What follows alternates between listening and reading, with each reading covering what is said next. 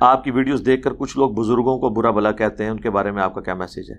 کس بزرگ کو برا بھلا کہا ہے جی؟ یہ جس کا سوال ہے نا، یہ محمد وسیم صاحب، یہ کون ہے؟ ہاں جی، آپ اس بزرگ کا نام لیں جسے برا کہا گیا ہے، اور اس کے بعد نام لینے کے بعد آپ نے قرآن اور حدیث سے اس کی بزرگی ثابت بھی کرنی ہے۔ ہاں جی بتائیں۔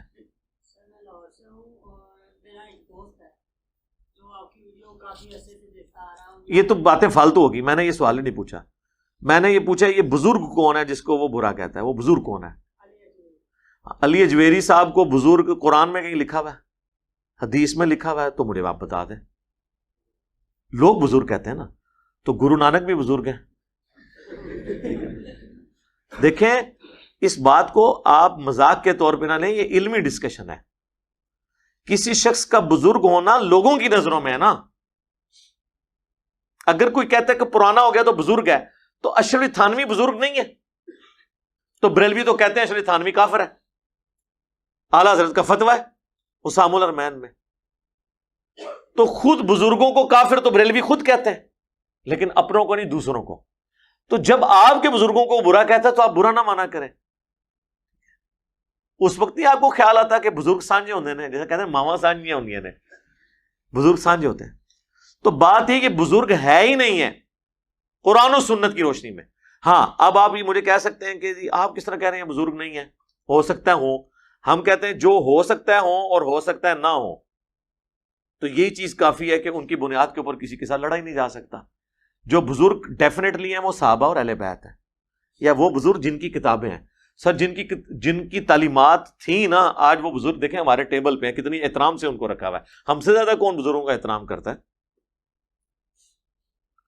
تو علی اجویری ہوں، معین الدین چشتی ہوں، اور جتنے جتنے بزرگ، یہ لوگوں نے ڈکلیئر کیا ہے نا بزرگ، قرآن و سنت میں کہیں آیا ہے نہیں۔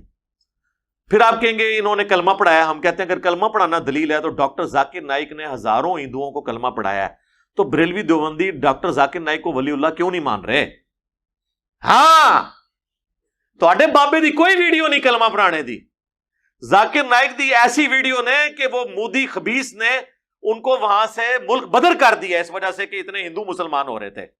تو سر بزرگ پھر ذاکر نائک نو کیوں نہ منیے؟ جدو تک ذاکر نائک نو ولی اللہ نہیں مندے سی تواڈے کسی بابے نو نہیں مننا، کیونکہ تسی اگر کرائٹیریا یہ بنایا نا کلمہ پڑھانے کا، تو ذاکر نائک نے نہیں کلمہ پڑھایا، تو بریلوی مانتے ہیں اس کو ولی اللہ، پھر ہم کیوں مانے ان کے؟ یہی کرائٹیریا تھا۔ لہٰذا ایک کلمہ پڑھانا 90 کروڑ بھی ہوئے سر، اول تو کسی ویکھیا نہیں، دوسرا ویک بھی لے ہوتے پھر آؤ، پھر وہ پتہ کیا کہیں گے؟ کلمہ تو پڑھایا ہے ہندوؤں کو، لیکن ذاکر نائک جو ہے نا اس کے عقیدے ٹھیک نہیں ہیں۔ سر یہی مسئلہ آپ کے بزرگوں کے ساتھ بھی ہے، اکثر قبر چاٹو ہیں، قبروں سے مانگنے والے ہیں، ہم ان کے عقیدوں کو کیسے صحیح مانیں؟ جب علی اجویری صاحب کشف المحجوب میں یہ لکھیں کہ میرا مسئلہ ہوا تو میں بازید بستامی کی قبر پہ جا کے میں نے جھاڑو دیا اور میرا مسئلہ حل ہوا، تو پھر سر علی اجویری صاحب کی قبر پہ بھی لوگ آ کے جھاڑو ہی دیں گے نا۔ کہتے ہیں پرانے بزرگوں نے کہیں نہیں کہا تھا ہماری قبروں پہ آ کے کرو، سر وہ کہہ کے گئے تھے، کہنا ڈائریکٹ تو نہیں ہوتا، یہ کون ہوتا ہے کہ میری قبر پہ آ کرنا؟ ایسے تو نہیں ہوتا۔ کسی بزرگ کو جج کرنے کا طریقہ ہے کہ اس کی جو کتاب ہے نا اس میں اس کی تعلیمات لکھی ہوئی ہوں گی، ورنہ تو کوئی شخص نہیں ہے نا، اس کا تعارف تو کوئی نہیں ہے۔ آپ پاکستان میں جیلم میں آپ کو ایک مزار دکھاتا ہوں، پوری زندگی وہ ننگا یہاں پھرتا رہا، جب مر گئے لوگوں نے اس کا مزار بنایا، سینکڑوں عورتیں وہاں جاتی ہیں مزار پہ، تو 1000 سال بعد تو یہ بھی کوئی نہ کوئی بابا ہوگا، تو پھر اس وقت جب کوئی اس زمانے کا انجینئر کہے گا کہ یار کیا دلیل ہے،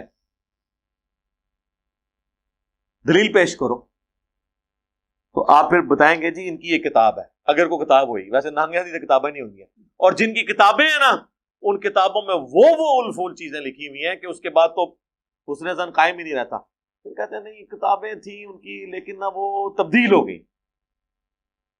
اچھا جن کی کتابیں ہی تبدیل ہو گئی، پھر تو کوئی پتہ نہیں کہ جو اس میں صحیح باتیں بھی لکھی ہیں وہ انہوں نے نہ کہی ہوں، وہ کسی نے ان کو بزرگ بنانے کے لیے ڈال دی ہو، اصل باتیں وہی ہوں جو غلط لکھی ہوئی ہیں اس میں، وہی ان کی تعلیمات ہوں، پھر تو یہ بھی ہو سکتا ہے۔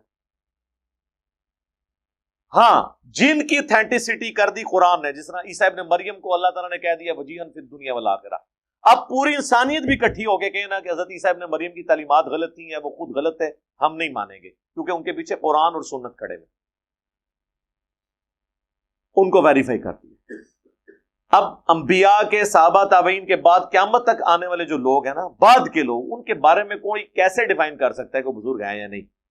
لیکن ان تمام چیزوں کے باوجود کسی بزرگ جو مر چکا ہے اسے گالی گلوچ آپ نہ دیں، رہ گئی غلطی وہ آپ ڈنکے کی چوٹ پہ ہائی لائٹ کریں گے۔ ان کی تو کوئی حیثیت ہی نہیں ہے۔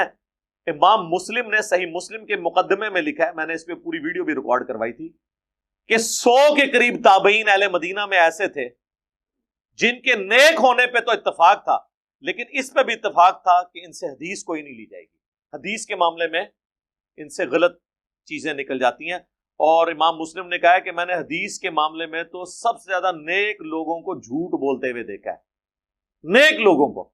آج بھی آپ دیکھ لیں کتنے لوگ ہیں واعظین، جھوٹے قصے کہانیاں بیان کرتے ہیں، لوگوں کو بڑا نیک سمجھتے ہیں اور کہتے ہیں بڑا اچھی تقریر کرتے ہیں، نیک لوگ ہیں لیکن حدیث کے معاملے میں جھوٹ بول رہے ہوتے ہیں۔ اور امام مسلم لے کے آئے کہ ایک زمانے میں یہ بھی مرض آیا تھا کہ جو مر گیا اس کو برا بلا مت کو، لہذا جنہوں نے جھوٹی حدیثیں گھڑی ہیں ان کی برائی لوگوں کو نہ بتاؤ۔ تو انہوں نے پھر تابعین کے اقوال نقل کیے ہیں کہ مرے ہوئے لوگ جو حدیث یا قرآن کے معاملات میں کوئی غلط باتیں کر کے گئے ہیں ان کی غلطیاں بیان کرنا واجب ہے، ان کی غیبت کرنا ضروری ہے۔ آپ سے کوئی رشتہ مانگنے آیا آپ کی سسٹر کا، بیٹی کا، تو آپ لوگوں سے یہ کہیں گے کہ جی چھوڑ دو جی، وہ یہ بندہ میں اس کی برائی نہیں بیان کروں گا کیونکہ ورنہ رشتہ کینسل ہو جائے گا، غیبت نہیں کرنی چاہیے کسی کی؟ نہیں، وہ تو بخاری مسلم ہے، جو آپ سے مشورہ مانگتا ہے وہ امانت آپ کے پاس رکھتا ہے، آپ نے خیانت نہیں کرنی، تو اس وقت آپ کے لیے واجب ہو جائے گا کہ آپ اس کی غیبت کریں گے، جس نے برائی کی ہے اس کی غیبت کریں۔ ٹھیک ہو گیا؟ تو وہ باقی گالی گلوچ کی اجازت نہیں ہے۔ اگر وہ یہ کہتا ہے کہ جی ان کی تعلیمات غلط تھیں یا ان کے عقائد قرآن و سنت کے مطابق نہیں تھے یا کشف المحجوب کے اندر فلاں واقعہ رسول اللہ کی توہین پر مبنی لکھا ہوا ہے، میں نے نہیں ثابت کیا، صاحب اور سکر کا واقعہ۔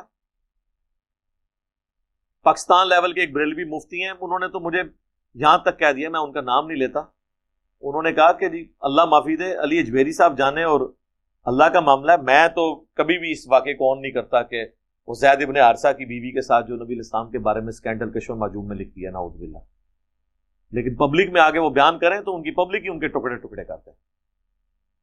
اور اگر یہ کہہ دیں کہ یہ کشف المحجوب میں بعد میں کسی نے داخل کر دیا تو پھر میں ڈانگ لے کے کھلوتے ہیں کہ اچھا بعد داخل کیتا، یہ سب کچھ ہی بعد ہی داخل ہوا ہے، نہ بابا ہے نہ کتاب ہے۔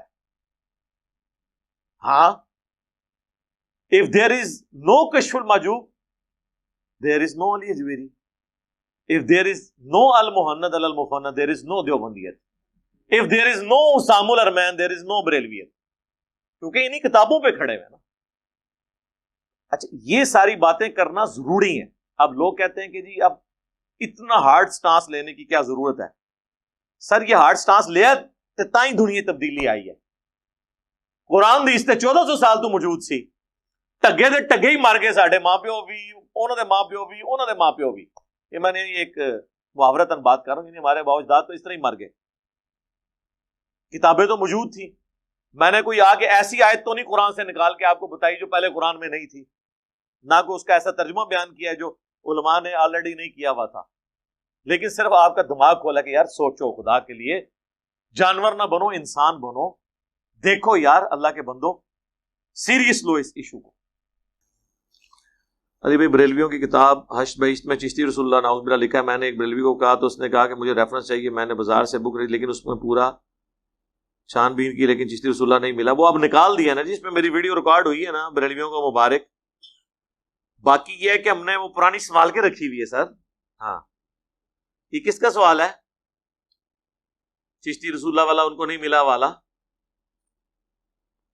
وہ یہاں پڑی ہوئی ہے، اینڈ پہ کسی کو تصویر لینی ہے تو لے لیں۔ ایڈا میں پیٹنا پیٹ سے آپ پایا انہوں نے کاٹ ہی دیتا ہے الحمدللہ، لیکن اس سے چھٹکارا یہ آج کے لوگوں کا ہوگا، پرانوں کا نہیں ہوگا، وہ نہیں بچتے نا، ہوتے ہی ہے۔